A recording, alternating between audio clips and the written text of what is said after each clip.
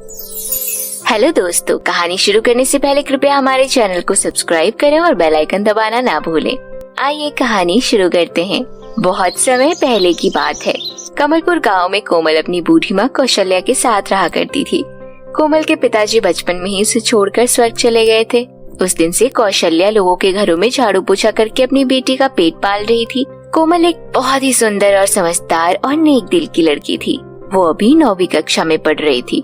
कोमल की क्लास में एक डॉली नाम की घमंडी लड़की भी थी, जो सदैव कोमल की गरीबी का मजाक उड़ाया करती थी। डॉली के पिताजी उसी गांव में सेठ थे और उनके पास रुपए पैसों की कोई कमी नहीं थी। डॉली और कोमल आस पड़ोस में ही रहते थे। डॉली अक्सर अपने महंगे महंगे खिलौने और सुंदर सुंदर ड्रेसेस दिखाकर कोमल को परेशान किया करती थी। एक दिन डॉली अपनी नई सुंदर फ्रॉक पहनकर कोमल के घर आती है। अरे कोमल, ये देख मेरी फ्रॉक कितनी सुंदर लग रही है। मेरी पिता ने खास दिल्ली से मंगवाई है। पूरे 15,000 रुपए की है। तूने तो ऐसी फ्रॉक कभी सपने में भी नहीं देखी होगी। अगर तुझे भी मेरी तरह सुंदर फ्रॉक चाहिए तो मैंने पिछले हफ्ते ही अपने कई सारे कपड़े रिटायर किए हैं, घर जाकर ले लेना। अब मैं जा रही हूँ, मुझे डांस क्लास जाने में देरी हो रही है। इस तरह डॉली कोमल का मजाक बनाकर वहाँ से चली जाती है। कोमल अपने गरीब होने पर बहुत दुखी होती है और अक्सर अकेले ही रहा करती है। यहाँ दूसरी तरफ कोमल की माँ का काम भी छूट जाता है। कोमल की माँ कौशल्या घर में परेशान होकर आ जाती है। माँ, मेरे कपड़े पुराने और फट गए हैं। आपने मुझे कई सालों से कपड़े नहीं दिलाए हैं। मेरा बर्थडे भी नजदीक आ रहा है, क्या आप मुझे एक नई फ्रॉक दिला देंगे? नहीं बेटा, मेरे पास अभी इतने पैसे नहीं है कि मैं तुझे नया फ्रॉक दिला सकूं। अभी कुछ दिन और उन्हीं को सिलकर काम चला, मैं जल्दी तुझे एक नया फ्रॉक दूंगी। ठीक है माँ, आपके पास जब भी पैसे हो मुझे एक नया फ्रॉक दिला देना। इतना कहकर कोमल वहाँ से चली जाती है।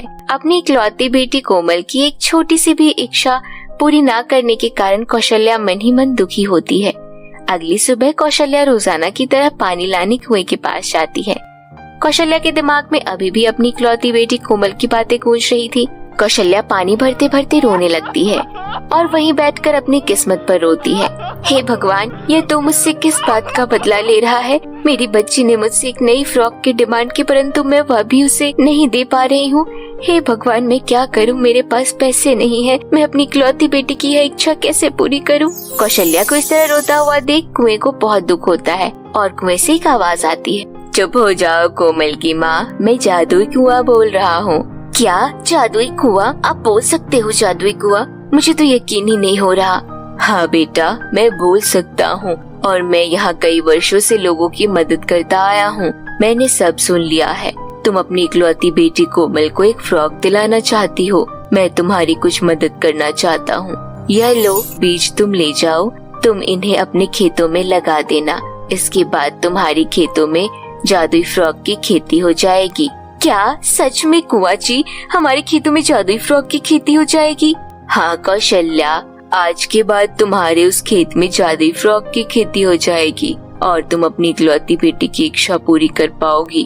थैंक यू कुआं जी, ये देखकर तो कोमल खुश हो जाएगी। इस तरह कौशल्या कुएं का धन्यवाद देकर घर आ जाती है। घर पर मटका रखकर कौशल्या अपने खेतों की तरफ चली जाती है। जल्दी से वह सभी बीज अपने खेतों में उगा देती है। इतने में वहाँ कोमल अपनी सहेली डिम्पल के साथ आ जाती है। माँ, आप क्या कर रहे हो? कुछ नहीं बेटा, मैं बीज बो रही हूँ। कल तक हमारे खेतों में जादुई फ्रॉक की खेती हो जाएगी और हमें ढेर सारी फ्रॉक मिलेगी। वाह माँ, अगर ऐसा हुआ तो कल मैं अच्छे अच्छे फ्रॉक पहन पाऊंगी और बाकी बचे हुए फ्रॉक हम बेच भी सकते हैं। माँ, आप एक फ्रॉक मेरी सहेली डिम्पल को भी दे देना, इसका भी फ्रॉक पहनने का बहुत मन है। नहीं नहीं, मैं इसे एक भी नहीं दूंगी। इसकी माँ हमारी गरीबी पर बहुत मजाक उड़ाती है। मैं वह बाकी सारी फ्रॉक बेच दूंगी। यह देखकर डिम्पल वहाँ से चली जाती है। यहाँ कौशल्या कोमल की बात सुनकर मन ही मन कुछ सोच रही थी। अगर ऐसा हो जाए तो मैं रातों रात अमीर हो जाऊंगी। फिर देखते हैं मुझे कौन करीब कहता है। मैं सबको अपना रौब दिखाऊंगी। मैं अभी फ्रॉक बेचकर बहुत अमीर हो जाऊंगी और उस डिम्पल की बच्ची को एक भी फ्रॉक नहीं दूंगी। इस तरह पूरी रात निकल जाती है। अगली सुबह कौशल्या अपने खेतों पर जाकर देखती है कि वहाँ तो एक भी फ्रॉक नहीं निकली। यह देख कौशल्या को कुछ समझ नहीं आता और उसे उस कुएं की बातें झूठी लगती है। वह घबरा जाती है और उस जादुई कुएं के पास जाती है। हे जादुई कुआं, आप तो कह रहे थे कि वे जादुई बीज बोने से मेरे खेतों में जादुई फ्रॉक की खेती होने लगेगी, परंतु ऐसा कुछ भी नहीं हुआ। क्या कह रही हो तुम? ऐसा तो नहीं हो सकता। चलो छोड़ो, मैं तुम्हें फिर से यह जादुई बीज दे रहा हूँ। इन्हें ले जाकर अपने खेतों में डालना। इस बार तुम्हारी खेतों में जादुई फ्रॉग आ जाएंगे। कौशल्या खुशी खुशी वह बीज लेकर खेतों पर चली जाती है और एक बार फिर से जादुई बीज खेतों में डालती है। लगता है उस कलमुही डिम्पल की नजर लग गई होगी, तभी एक भी फ्रॉग नहीं हुई। कल तक मेरे खेतों में जादुई फ्रॉग उग जाएंगे। इतना कहकर कौशल्या घर चली जाती है। अगली सुबह फिर से एक भी फ्रॉग का पौधा नहीं उगता। कौशल्या गुस्से में आकर जादुई कुएं के पास जाती है। लगता है आप भी मेरी गरीबी का मजाक उड़ा रहे हो। आपने 2 बार मुझसे ज्यादा बीज दिए, परंतु एक भी बार जादुई फ्रॉग नहीं आया।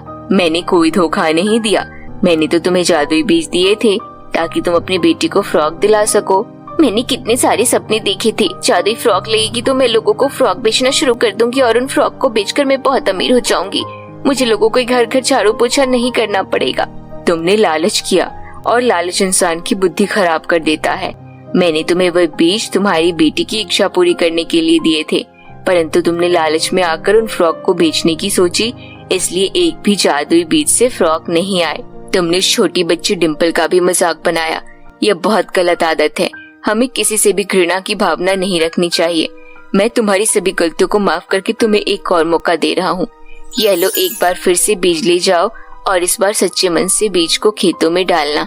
इस बार अवश्य जादुई फ्रॉग की खेती हो जाएगी। कौशल्या वह बीज ले लेती है और अपनी खेतों की तरफ चली जाती है। इस बार कौशल्या साफ मन से जादुई बीज डालती है और उन्हें पानी लगाती है। अगले दिन कौशल्या के खेतों में बहुत सुंदर सुंदर फ्रॉग आ जाते हैं। कौशल्या और कोमल इतने सारे फ्रॉग देखकर बहुत खुश होते हैं और मन ही मन कुएं का धन्यवाद देते हैं। इस तरह उस दिन कौशल्या सभी गरीब बच्चों को वह जादुई फ्रॉग बांट देती है और उस दिन के बाद कोमल भी अच्छे अच्छे कपड़े पहनना शुरू कर देती है।